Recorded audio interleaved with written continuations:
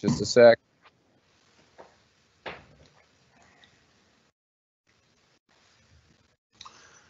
All right, good evening for everybody who's on the line here.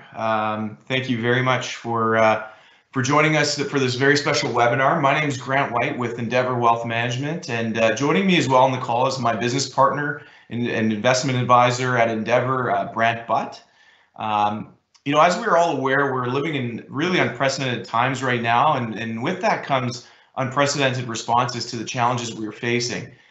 The government has created a number of programs to help families and business owners to navigate through the COVID-19 crisis, and our goal is really to help provide you with the information you need on these programs and keep you informed on what is happening out there right now, so that you can so that when social distancing and the pandemic ends, you can get your business back to 100% as quickly as possible, or as close to it anyway. Now, I truly believe that it is a critical that we support our business community throughout this, especially our small businesses, which are the absolute backbone of the Canadian economy, and that the support being offered should even extend beyond the end of the pandemic, because we know that there are challenges that are going to continue beyond all of this. Now, for today, the most important thing is to make sure that you are armed with the information you need regarding the available programs as they are today, and I think it's important to keep in mind that these programs are still changing and being modified nearly on a daily basis. And even as we were putting together the presentation, you know, we were ultimately updating things, even just today with new announcements. And so we're going to present today what is currently available, and we will continue to update people as things progress and change. But it's also important to stay in tune with the government announcements. Now, these programs are not necessarily one size fits all either, and so it's important to seek professional tax advice as well as it relates to your own individual situation. Of course, if you have any questions, we're always happy to guide you through these programs as well, or anything else, any other challenges you might be facing right now. So what we're going to be covering today, if I can get the slides to roll, there we go. So what we're going to be covering today is the 10% temporary wage subsidy. We're going to be looking at the Canada Emergency Wage Subsidy Plan as well, or CEWS. We're also going to be looking at CEBA, Canada's Emergency Business Account, SME loan and guarantee programs. And finally, we'll also look at the relief related to the filing of taxes, and we'll close things off there. Now, just before we get into this, just a bit of a disclaimer. And again, things are changing very quickly right now. I can't say that enough. And so we're going to do what we can to, we're presenting what we know to be the information available today. But keep in mind, this information is changing very quickly. And so we're going to do our best to keep in touch with everybody and put the information out there. But it's best to also keep in mind to take a look at what the government is putting out in their regular communications. And again, talk to a tax expert. And again, if you have any questions or anything related to that, we would also be happy to talk to you about it. So what I'm going to do is going to pass it over to Brant, and he's going to take us through the 10% wage summary subsidy. Thank you very much, Grant. And again, thanks for everyone who's tuning in. We obviously hope that you find this information valuable. And as Grant mentioned, if there's any questions, you know, feel free to reach out to us after the event.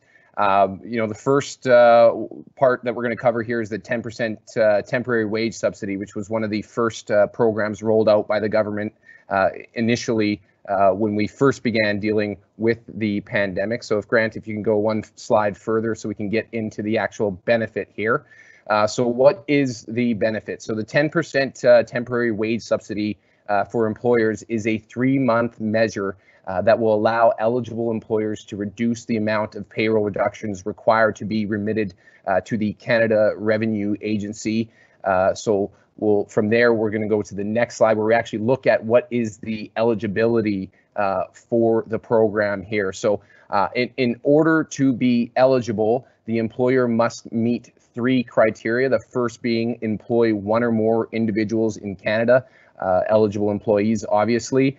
Number 2, you must have been registered with a business number and a payroll remittance account on March 18th of 2020.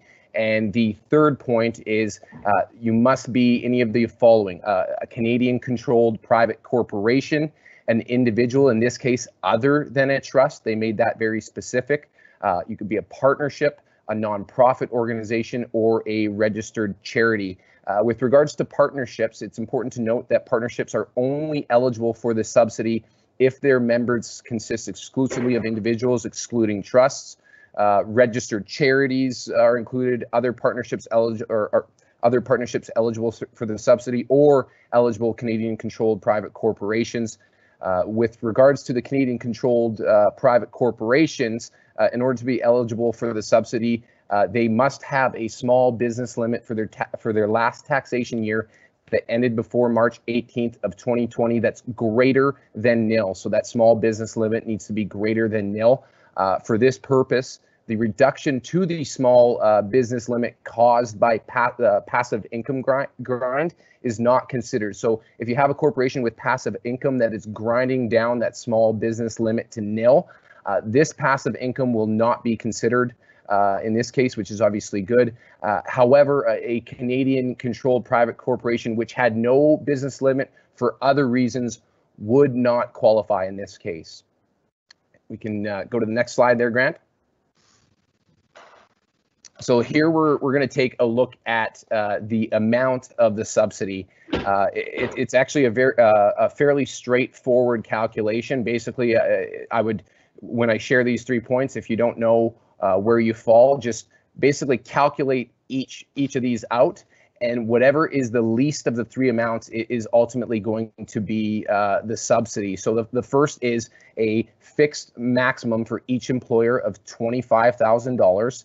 CRA has indicated that this amount is per employer and is not required to be shared between related or associated employers. The second point here, so the next one, a fixed percentage being 10% of the remuneration paid to eligible employees during the period from March 18th, 2020 to June 19th of 2020.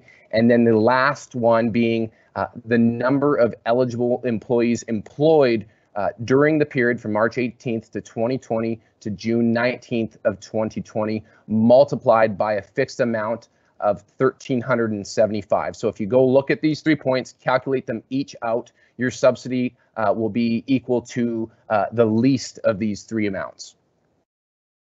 Next slide there, Grant. So obviously you're going to want to know how to apply for this. This one's pretty straightforward. You will continue, there is actually no formal application process. You will continue deducting income tax, Canada Pension Plan contributions, employment insurance premiums from salaries, wages, bonuses, or other remuneration paid to your employees as you currently do. The subsidy is then calculated when you remit these amounts to CRA. Once you have calculated your subsidy, you can reduce your current payroll remittance of federal, provincial, and territorial income tax that you send to CRA by the amount of that subsidy that you calculated. You can start reducing payroll remittances of federal, provincial, and territorial income tax in the first remittance period that includes remuneration paid from March 18th, 2020 to that June 19th, 2020 dates. And also important to note that the legislation does not prevent salaries to owners or related persons from being eligible for the subsidy. But also important to note, however, that a proprietor or a partner is not an employee of their unincorporated business, so no subsidy would be available for their work in this case.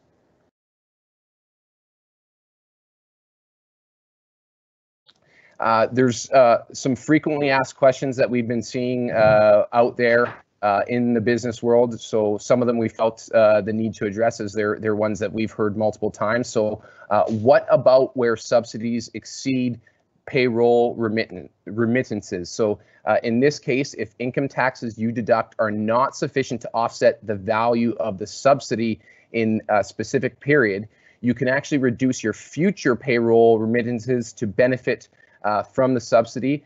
This includes reducing remittances that may fall outside of the actual application period for that wage subsidy, so after that June 19th, 2020 date. So for example, if you calculated a subsidy of $2,050 on remuneration paid from the March 18th of 2020 to June 19th of 2020, but you've only deducted, in this case, $1,050 for federal, provincial, and territorial income tax from your employees' pay, you can reduce your future payroll remittance, in this case, in this example, by $1,000, even if that remittance is in respect to the remuneration paid after June 19th of 2020. Another good question that we've seen coming through is, what if I don't reduce payroll remittances during the year? So if you are an eligible employer but choose not to reduce your payroll remittances during the year, you can still calculate the 10% temporary wage subsidy for employers on remuneration paid from the March 18th, 2020 to June 19th, 2020. And at the end of the year, the CRA will pay the amount to you or transfer it to your next year's remittance. So if you're not, as we mentioned, if you're not reducing those remittances, it doesn't mean that you still can't access that 10% wage subsidy. This one we thought is important to cover. What books and records do you need to support this subsidy? So you will need to keep information, obviously, to support your subsidy calculation, and this includes the total remuneration paid from the March 18th of 2020 to June 19th of 2020, the federal, provincial, and territorial income tax that was deducted from that remuneration, and the number of eligible employees who were employed in that period. The CRA is currently updating reporting requirements. As Grant mentioned, things are very fluid. There's more information on how to report this subsidy that will likely be released in the near future.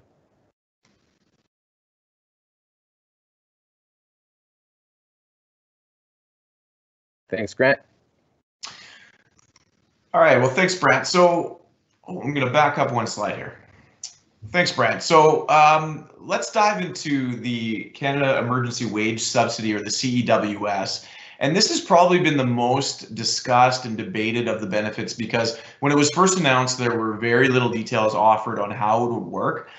There were also lots of conversations about businesses who were left out of the original eligibility, and so on and so forth. So thankfully, there have been some changes, or many changes actually, made to the to be more inclusive. And we have a little bit more clarity this week on how this program is going to work. So just to guide you through this program, because again, there's a lot of complexities, and we're probably going to spend the most time on this one out of any of the benefits. But on March 27th, the government announced a 75% wage subsidy program for eligible employers for up to 12 weeks, going retroactive back to March 15th of 2020. So unlike the 10% wage subsidy, the 75% is not limited to smaller businesses. However, a significant reduction of revenue is generally required to be eligible. The 75% also differs from the 10% wage subsidy in that it will be paid in cash to the employer. So a big difference there, because it actually is going to come out to the employers in terms of cash. Now, looking at eligibility for this program, eligible employers include individuals, taxable corporations, both large and small. So again, not under the same limits as the 10% benefit. Partnerships consisting of eligible employers, as well as nonprofit organizations and registered charities. Now, unlike the 10% wage subsidy, individuals were not noted as other than trust here. So it's not specifically stated that trusts would qualify, but leaving the eligibility of trusts which have employees, it's a little bit uncertain. So that's something that we might be getting more clarity on, but for right now, they have not mentioned trusts as being excluded from it. Public bodies would also not be eligible, so municipalities and local governments, crown corps, public universities, colleges, schools, and hospitals, to name a few of those. Now, the subsidy would be available to eligible employers that see a drop of at least 30% of their revenue. However, only a 15% drop, and this is one of the changes that came into place more recently. A 15% drop is required in respect of March, as only some sales during that month were generally affected. So the employer will be required to formally attest that the required decline in revenue occurred. And that's going to be one of the major things that's going to be somewhat difficult to do in some companies' cases. So this is where, again, I recommend professional advice is going to be very helpful in guiding you through this. And an employer's revenue for this purpose would be its revenue from its business carried on in Canada, earned from arm's length sources. So revenue would be measured either on the basis of accrual accounting as they are earned, or cash accounting as money is received. But no matter what different accounting method you're using to record your revenue, you just have to make sure, you can use either or, but you have to make sure that the selected method would be required to be used for the entire duration of the program. Okay, so that's really important to understand as well. So diving deeper into the eligibility and especially getting into the revenues, because this is one of the things that really changed after the initial program was announced. What was determined in the initial program when it was starting that you needed to see revenue declines of 30% was it excluded a lot of businesses, startup businesses to name one, or high growth businesses to name another. And so there was just a large number of Canadian businesses that were excluded from the overall program. And so the government's come back and created a little bit better of a mechanism for this now. So there's really two options here. Under option one, eligibility would be determined by the change in an eligible employer's monthly revenues year over year for the calendar month in which the period began. Okay, so that was what they originally planned. You'd have to compare it back to the same month back in 2019. You can still do that under this program if that's more beneficial for you. But they also added in a second option. And on April 8th, the government announced that all employers would be allowed to calculate their change in revenue using an alternative benchmark to determine the eligibility. Now, this would provide a little bit more flexibility to employers for which the general approach may not be as appropriate, including high growth firms, as I was mentioning, and sectors that face difficulties in 2019 is another one. Nonprofits and charities, and also employers established after February 2019. So they've really cleared up a number of those issues that were existing in the initial program. Now, under this alternative approach, employers would be allowed to compare their revenues using an average of their revenue earned in January and February of 2020. Employers would select the general year-over-year approach or this alternative approach when first applying for the CEWS, and would be required to use the same approach for the entire duration of the program. So you can't flip-flop. Once you determine which one is the best option for you to apply under, you have to stick to that program throughout the duration. Now, the wage subsidy received by the employer in a given month would not be considered revenue for purposes of these calculations. So that was something that we got a little bit more clarity on as well. Now that brings us to this next slide where we actually get into the actual required revenue reductions. Now, the government has also announced that in order to provide certainty to employers, once an employer is found eligible for a specific period, the employer would automatically qualify for the next period. So just looking at the chart here, what you can see is that in March, the required reduction in revenue is only 15%. That was a change that they've made, okay? So then you can see that you have the two options there. You can compare it to March 2019, or you can compare it to an average of January and February of 2020. And that goes right throughout the duration of the program. So let's just take a quick look at an example here. So let's say we have ABC Incorporated as a company, is a startup that started its operations last September. Now, it reported revenues of $100,000 in January and $140,000 in February. So if we have a monthly average of $120,000. In March, its revenues dropped to $90,000.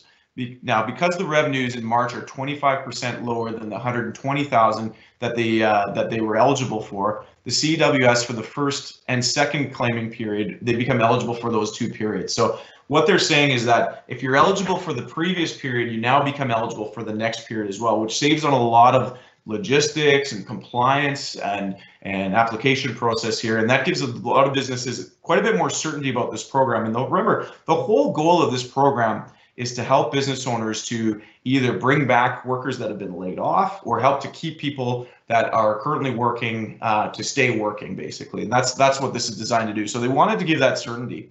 To be eligible for the third claiming period, ABC Inc. revenues would have to be $84,000 or less for the month of April or May. So That's 30% lower than the original 120,000 average that we determined for January and February. So important that if you're going to qualify for period 3, you need to have a 30% reduction in either April or May. Okay.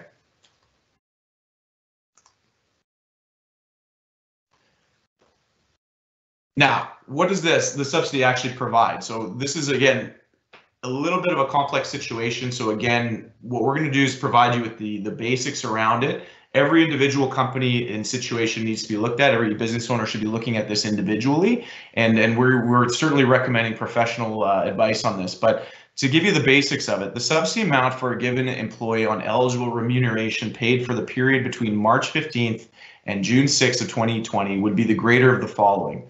75% of the amount of the eligible remuneration paid, which includes salary, wages, and other remuneration such as taxable benefits, but not including things like severance pay or items such as stock option benefits or even personal use of corporate vehicles. Up to a maximum, so again, there's a maximum benefit here of $847 per week, or if an employee is not dealing at arm's length with the employer, nil, whichever is less in this case, okay? Now, the amount of the eligible remuneration paid up to a maximum benefit, this is the second criteria for benefit. And again, you get the greater of the two. So the amount of eligible remuneration paid up to a maximum benefit, again, of $847 per week, or 75% of the employee's baseline remuneration, whichever is less. So the question ultimately becomes, what's baseline remuneration? For a given employee, this will be determined based on the average weekly eligible remuneration paid between January 1st and March 15th, 2020 inclusively, but you can exclude any 7-day periods in which the employee was not remunerated, okay? So they allow you to take that exclusion out, and it doesn't hurt you. Let's say you hired somebody in February. This means that it doesn't hurt you on the average because you had zeros in January for that employee, okay? That gets excluded out. Now, the subsidy for employees not dealing at arm's length with their employers will only be available to those employed prior to the March 15th, 2020 cutoff. So in effect, employers may be eligible for a subsidy equal to 75% of the employee's pre-crisis wages or salaries to a maximum of $847 per week, provided that the employee is paid at least that amount during the subsidy period, okay? So that's, again, really important, because I know some business owners are asking, if we've laid people off, do we still get this benefit, or can we still get this benefit? Again, the criteria and the goal of this program is to either bring back laid off workers or to keep people employed if you're considering laying off. And this program is meant to support you in that. Now, employers would be expected to make best efforts, as I've mentioned, to maintain existing employees' pre-crisis employment earnings as well. However, the documents acknowledge that some employers will be unable to top up wages up to the pre-crisis level. So that's a bit understood, I'll say, and so there's a bit of fluidity in the wording in this one, which again, I think it's appropriate that to make sure you're on side. Professional advice is the best thing, and there is going to be more clarity coming out about these rules as we go along here. But again, it's at this point it's on a best efforts basis. Now, eligible remuneration may include, again, salaries, taxable benefits, and other remuneration for which employees would generally be required to withhold or deduct amounts from. However, it does not include, again, severance pay or items such as stock options, benefits, or the personal use of vehicles. So just thought that was worthwhile reiterating, just so everybody's clear on that. But there will be no overall limit in the subsidy amount that an eligible employer may claim. So they're specifying, again, there's no limits on this, unlike some of the other benefit programs. It's just a matter of eligibility more than anything else. Now, the subsidy amount for these and other non-arm's length employees will be limited to eligible remuneration paid up to a maximum, again, benefit of $847 per week, or 75% of the employee's pre-crisis weekly remuneration. So for new employees, this is important for anybody who's hiring, but for new employees, the subsidy will be 75% of salaries and wages paid, not exceeding that $847 per week top up or maximum. And then for business owners and their families, because this is important, and I know that there's lots of family businesses who will be, well, there's just lots of family businesses, frankly, in this country and in this province. So this is really important. But the subsidy amount for these and other non-arm's length employees will be limited to the eligible remuneration paid up to the maximum benefit of $847 per week as well, or again, 75% of the employee's pre-crisis weekly remuneration. So if there was no pre-crisis weekly remuneration, no 75% wage subsidy would be available for these employees, regardless of whether wages were paid after March 15th, 2020. So in other words, if there was no pre-crisis weekly remuneration, we would not be available, the wage subsidy would not be available for these employees, regardless of whether wages were paid after March 15th, 2020. Many owners, managed employees, and I think this is another important note to take here, will often remunerate themselves when cash is available. And this is a question that I've had from a number of clients who usually pay themselves in the form of a dividend at some point throughout the year when cash is more readily available. But under the current structure, these owner managers will not qualify for the CEWS. The government does continue to explore eligibility and this program, and so it's important to stay on top of the new announcements. And as we said, we're going to continue to work with the government to communicate the needs of the businesses that we're talking to, including owner-managed family businesses, et cetera. And we're working really hard to make sure that we can provide you with the same information as it becomes available as well. But at this point, for anybody who's paying themselves in that dividend, it doesn't qualify. But stay tuned. Like I said, there's always new eligibility coming up. Now, eligible employers would be able to apply for the Canada Emergency Wage Subsidy through CRA's website, My Business Account portal, as well as a web-based application. Now, they are doing a lot of work. We've posted the website up here, so you can see that.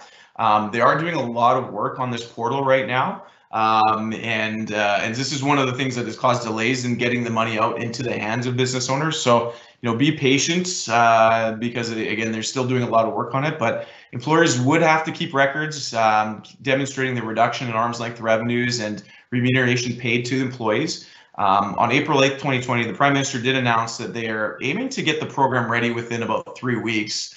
So that, at the time of doing this, it's April 16th. That was just over a week ago. So they're still, in order to get money in people's hands, we're still at least a couple weeks away. But the original target was for 3 to 6 weeks from the April 1st, 2020 announcement date. So they're hoping to get it into people's hands as quickly as possible. This has been a sticking point for many people who've been criticizing the program, that business owners need this money fast. And so they are working on it, but it looks like we're going to have to be a little bit patient on this one as well. For those organizations that do not qualify for the Canada Emergency Wage Subsidy, you may continue to qualify for previously announced wage subsidy of the 10% of remuneration paid from the March 18th to June 20th program that Brent was just talking about as well. So it's not, again, this isn't one size fits all. It's not all or nothing. There are many programs here with different qualifications here. So it's important to take a look at the overall situation and see what's most appropriate for you and your business and your family. Now, something that was added in, employers are eligible for who are eligible for the 75% wage subsidy will be entitled to receive also 100% refund for certain employer paid contributions to things like EI, CPP, Quebec Pension Plan, and the Quebec Parental Insurance Plan as well. Now, this refund would cover the entire amount of employer paid contributions in respect of remuneration paid to any furloughed employees, so anybody who's no work whatsoever is done in any relevant week, and in a period where the employer is eligible for 75% of, again, eligible for the 75% wage subsidy in respect of that employee. Now, this refund would not be subject to the weekly maximum benefit per employee of $847. So this is a real bonus that was added on to this program, and there would be no overall limit on the refund amount that an eligible employer may claim on this. So for employers eligible for both the CEWS and the 10% wage subsidy, any benefit from the 10% wage subsidy would generally reduce the amount available to be claimed under the CEWS program in that same period. But employers should continue to collect and remit employer and employee contributions to each program as usual, and then apply for the refund when they apply for the CEWS. And although the government suggested the measure would help employees being laid off, just a kind of a point of note here, employees back to and getting employees back to paid leave status, this measure does not seem to be restricted to just those employees as well. And so there's a little bit of an added bonus here for business owners in this application process, and you can essentially enhance the 10% benefit if you're eligible for the CEWS. Now, what receiving this government assistance means to the business, this is important because there's been a lot of questions about what does this mean? Are there tax consequences? Do I have to repay things? So the usual treatment of tax credits and other benefits provided by the government would apply in this case. And as a consequence, the wage subsidy received by an employer would be considered government assistance and be included in employer's taxable income. So again, just keeping in mind that benefits received under this program are going to be taxable as a benefit, but again, it's still when it starts paying out will be a very nice program. We'll be very supportive of many businesses here. A point to note, because they are taking these things very seriously, and the government wants to make sure that only companies and people that are eligible for these programs are taking advantage of the programs. So it's worthwhile noting that repayments will be required where the employer does not meet the eligibility requirements and pay their employees accordingly. So it's not worth trying to take advantage of the system on this one, and generally never is. But in this case, again, you're going to have to repay all the benefits. In addition, anti-abuse rules will be proposed to ensure that the subsidy is not inappropriately obtained and that employees are paid the amounts that they are owed. So penalties may apply in cases of abusive or fraudulent claims. The government is considering creation of new offenses that will apply to individuals or employers or business administrators who provide false or misleading information to obtain access to this benefit, or who may misuse any funds obtained under the program. So they're proposing very severe penalties. They just want to really stress that this is important, that you don't try to take advantage of this program. But at the same time, and what I would caution anybody from is being too scared to take advantage of the program, because that was also the fear when they came out with these measures, is that people might be too afraid to apply because they fear that, oh, we might not qualify, we'll get in trouble. That's not the goal here. The goal is to put the money in people's hands, but they just really don't want this being taken advantage of. So if you think you might qualify for this program, it's certainly well worth talking to, again, a professional and submitting the application to try and qualify. So with that, I'm going to pass it back over to Brant, and he's going to walk us through the CEBA program. Okay, Grant, thank you very much. We're actually going to cover a couple different programs here, so that fall under the business credit availability programs. The first being the CEBA there, the Canadian Emergency Business Account, and the second being the small and medium enterprise loan and guarantee programs that are both through BDC and EDC. So the first one here, I'm going to start with the Canada Emergency Business Account. Grant, if you can go to the next slide here, we'll look at what the benefit actually is. So to ensure that small businesses have access to the capital they need to see them through the current challenges, the government of Canada has launched the CEBA program, which has been implemented by eligible financial institutions in cooperation with Export Development Canada. It's a $25 billion program which will provide interest-free loans of up to $40,000 to small businesses and not-for-profits to help cover their operating costs during a period where their revenues have been temporarily reduced, obviously due to the economic impacts of the COVID-19 virus.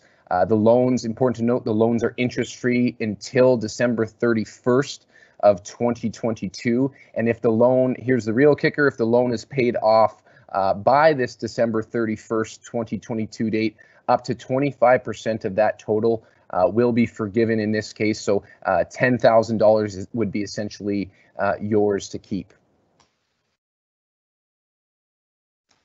Eligibility here, you'll see some red lines across this slide. It's always fun when you're prepping for a presentation and things are moving so quickly that hours before you're set to go live, there's changes being made. But luckily we're on it and we have those for you here. So for small businesses and nonprofit organizations, this subsidy is to help them cover rent and some of those other operational costs. And just today, we had an announcement from the Liberal government that they've made some changes to the eligibility for this program. Prior, businesses needed to, in order to be eligible, would have had to have paid wages of $50,000 to up to $1 million in 2019. And today it was announced that to qualify, these organizations will need to demonstrate that they actually paid between $20,000 and up to 1.5 million in total payroll in 2019. So they obviously widened the band there and widened the scope at which businesses will be able to access this lending program, which is a good thing. They were there was a lot of feedback and a lot of businesses out there who felt that they were being left behind and not taken care of. And the government really needed to kind of step up and figure these things out. And today we have a little more clarity on this. So how to apply for the CEBA? You're going to want to contact the individual financial institution that you deal with to get access to this subsidy. Per the requirements of the program as set out by the Government of Canada, customers and clients must agree to use the funds for this loan to pay for operating costs that cannot be deferred, such as payroll, rent, utilities, insurance, property tax, regularly scheduled debt servicing. Exactly how they're going to monitor this, I'm not quite sure, but this is what we're hearing from the government. And as Grant's mentioned throughout the presentation, you're going to want to seek advice and guidance, from your accountants, from your lenders, to ensure that you're following the rules properly. Also important to note, and this is coming from the lenders, you should not be applying for this program at multiple financial institutions. You understand that applying for support under the program at more than one financial institution could possibly result in ineligibility under the program. So, be careful there. If you work with multiple lenders, you're going to want to have those conversations with them. But from the sounds of it, you're only going to be able to go to one of these lenders to get access to this program. Which brings us to the next program available. So the loan guarantees for small and medium businesses through Export Development Canada. We'll take a look at the benefits and both the eligibility on this slide here. So benefits, EDC will guarantee new operating credit and cash flow term loans that financial institutions extend to small and medium enterprises up to $6.25 million. The eligibility here, you need to be either a direct exporter, indirect exporter, or future exporter looking to access working capital financing through your financial institution with EDC support, or looking to benefit from payment deferral for existing EDC financing. And as mentioned, you're going to want to talk to your financial institution to access that one as well. Co-lending program for small and medium enterprises, which is through BDC. So this program provides term loans for operational and liquidity needs of businesses, which could include interest payments on existing debt. Similar to the EDC program, this program is available to businesses that were financially viable and revenue generating prior to the COVID-19 outbreak. In order to be eligible, businesses must have been impacted directly or indirectly by recent events and have been financially viable prior to the impact of COVID-19, as I mentioned. Eligible businesses may obtain incremental credit amounts up to $6.25 million. BDC's portion of this program is up to $5 million maximum per loan. This is where we talked about the kind of incremental amounts that I mentioned. So this program is designed with 3 segments to target support to different businesses of different size. So you'll see the first there, loans up to just over $300,000 to businesses with revenues of less than $1 million. Loans of up to just over $3 million for businesses with revenues falling between $1 million to $50 million, and up to $6.25 million for businesses with revenues in excess of $50 million. Loans would be interest only for the first 12 months with a 10-year repayment period. And again, for these programs, you're going to, so application details will be made available in the days to come, and you'll want to be going to your financial institution that you deal with for lending. Thanks, Grant. All right, thanks very much, Brent. That was great. So just to bring it home here, and you know, we want to talk about a little bit on the relief related to filing taxes. And some of these programs or these adjustments were made, if you will, early on in this crisis. And so I think these adjustments are made not just for everybody that's, you know, the business owners out there, but I think the reality is with all these different programs, there's a lot of compliance that's going to have to be done by the accounting firms and the tax professionals. And in a lot of cases, it's not just your general accountant that is going to be able to handle all these things. It's going to be tax specialists and tax partners that probably need to take a look at a lot of these situations. So the extension of deadlines is probably as much for the accounting firms who are going to be spread quite thin, I think, at this, given all these programs and assessing the eligibility of these programs for their clients. So it is a good thing that these deadlines have been extended. So, you know, for individuals, filing date for your 2019 tax return has been extended to June 1st. So normally it'd be the end of this month, but it has been extended to June 1st. I know we have a number of clients who are still getting their tax returns done now, and you can do that. I mean, frankly, if you're in a refund position, you might want to do it earlier, but just know that you also have up until June 1st to file your taxes without penalty. Now, the payment date, let's say you're somebody that owes taxes, or you think you're going to owe, it might be worthwhile to extend it as well, but the payment date actually has been extended out to September 1st as well. So normally, again, you'd have to pay it by the end of this month. But it's been extended to September 1st now. This includes the June 15th, 2020 installment. So if you're somebody who pays installments for those, that's also been extended to the end of August, essentially. As it relates to self-employed individuals, filing date for the 2019 tax year has been extended to June 15th, and that hasn't changed actually. It's remained June 15th, as you would know.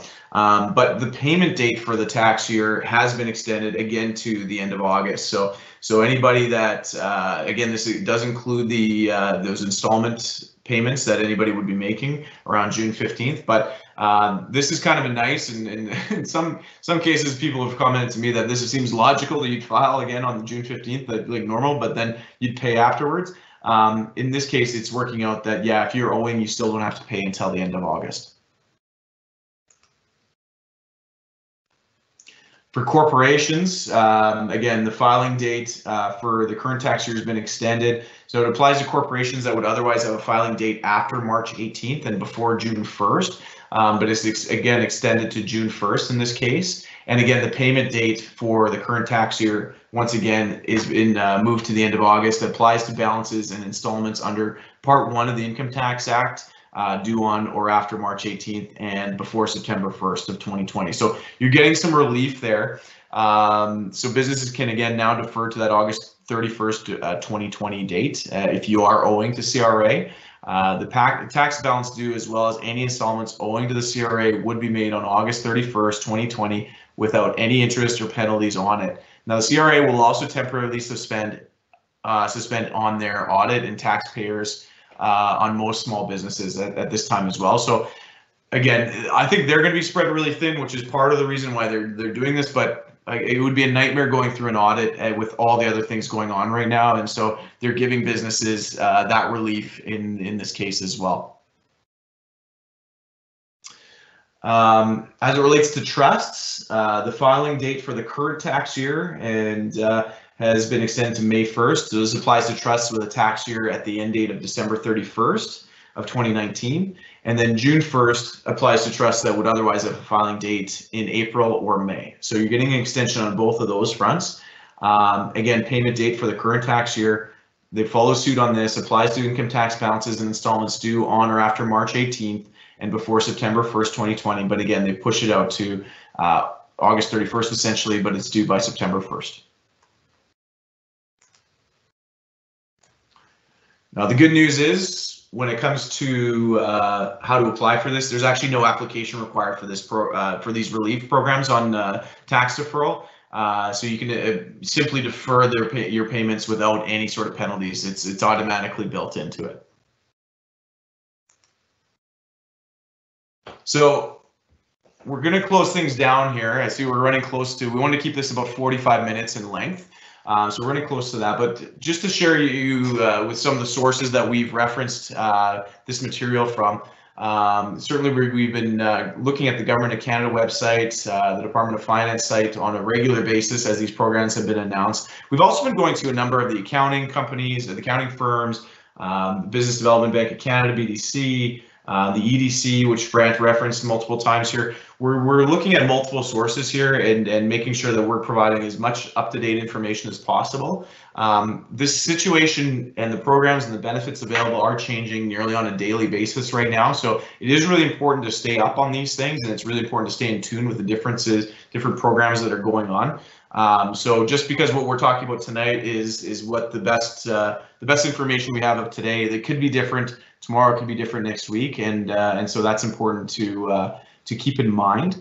But I also think it's important that you know, we've harped on this a lot in this presentation, but there's a lot of complex benefits here, and not all of which are going to be most suitable for you and your business. And so in order to determine what is the best approach and which programs would be the best for you in maintaining your business, not only like viability, but ultimately the success after the pandemic is done, professional advice, I can't stress this enough, because it's important to look at what's most important to your business, the unique situations you face, and ultimately what programs are going to benefit you the most throughout this period. Because the goal here, and our goal in presenting this, is not only do we want to make sure that you are in the best position possible to get through the COVID-19 crisis, but we also want to see how help you to thrive after the COVID-19 crisis is done. And one of the hopes that I have for these programs is that they don't just stop as soon as social distancing ends, because I think that a lot of businesses are going to need support past social distancing ending, past the pandemic ending, and so it would be great to see these programs continue on. Again, we're still waiting on more information on all of that stuff, so that's my hope, but we'll stay tuned for more information on that. So before we wrap up today, I just want to say a thank you to all of our clients who are watching this presentation. You know, certainly the trust and faith that you've put in us to help guide you through the ups and downs that we're experiencing is something that we never take for granted. We exist simply to help provide opportunities for you to choose your own success, and frankly, we're really grateful to be working with you all right now. We know there's a lot of fear out there, and there's a lot of uncertainty in the world right now, and we certainly don't take lightly the trust that you place in us. Ultimately, we're here for you, and we're committed to doing what is needed to take care of you and your family. Now, this webinar will also be available on our website very soon, likely next week. So if you feel that any of your family or friends would benefit from watching it, we would be happy to send you the link afterwards. So feel free to reach out and let us know. We'll be happy to send it over to you. We're certainly open to having questions as well. And we're not taking questions on the live feed right now, just for the sake of time, but please feel free to reach out to us with any questions you might have. And we'd be certainly interested in hearing them from you and getting back to you on a one-on-one basis, in particular because, again, these programs will impact each individual business and each family differently. And so we want to look at it on a one-on-one basis. Here's our information here. So, you know, for any clients that, if you don't already have our information, I'd be surprised, but if you do need to look up our contact info, please go to endeavourwealth.ca/ourpeople, and every one of our people is listed in that section, so you can find your advisor there.